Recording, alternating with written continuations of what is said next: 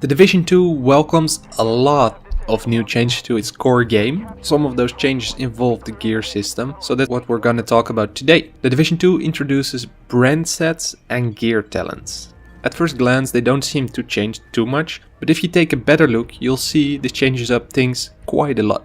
Let's take a look at how they work.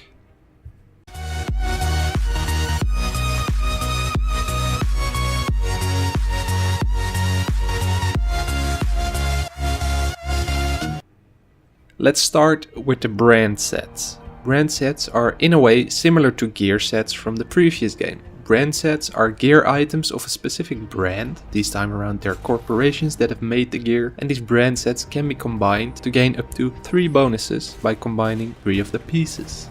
This means 6-piece builds are out of the game, for now at least, for what we have seen. But besides that, it also means that there are way more combinations possible, because 3 is the maximum set bonus, and you can of course whip 6 gear set items. The bonuses you receive from these brands aren't as strong as gear set bonuses from the previous game, so they're less game breaking, so to speak. Also, they can be combined between superior and high-end items, and even possibly with other gear rarities.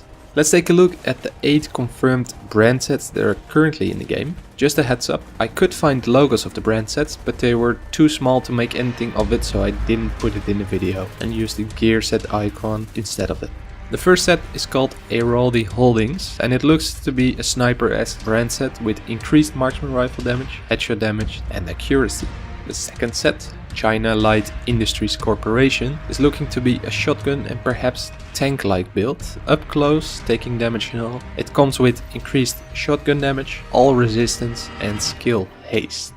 Follow this up with the Overlord's Armaments, which is looking to be the set for the PvE frontman.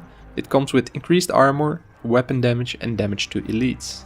The next set, Petrov Defense Group, looks to be a suppressive gear set with increased light machine gun damage, turret skill power and skill haste. The Providence Defense set is definitely a DPS set for people looking to spec into critical hit chance. It increases your weapon damage, skill power and it rewards you with the well-rounded talent, and this talent increases your critical hit chance for 6 seconds when completing a cover-to-cover move. Perhaps a more shield-oriented tank build could be the Richter and Kaiser GmbH set. It comes with increased pistol damage, skill power and all resistant, because you simply can't beat some good old German engineering. Next up is Sokolov Concern, which is a submachine gun DPS kind of oriented set. It comes with increased submachine gun damage, critical hit damage and critical hit chance. And in that way it's more suited for the SMG's playstyle than the Providence set, for example. But besides brand set, gear also has talents now. It used to have the 2, but that was not the case on the gear set items. Each gear item can come with a gear talent. These work in a similar fashion to the previous game, though they also roll on brand set items like I mentioned. Only one talent can roll on an item, as far as I know from what we've seen. Once again, each talent has its own logo, but I couldn't find pictures in the correct sizes, so it looked all blurry and stuff, so I used the same icons as I used for the brand sets. First up is Critical, which increases your critical hit damage by 8%.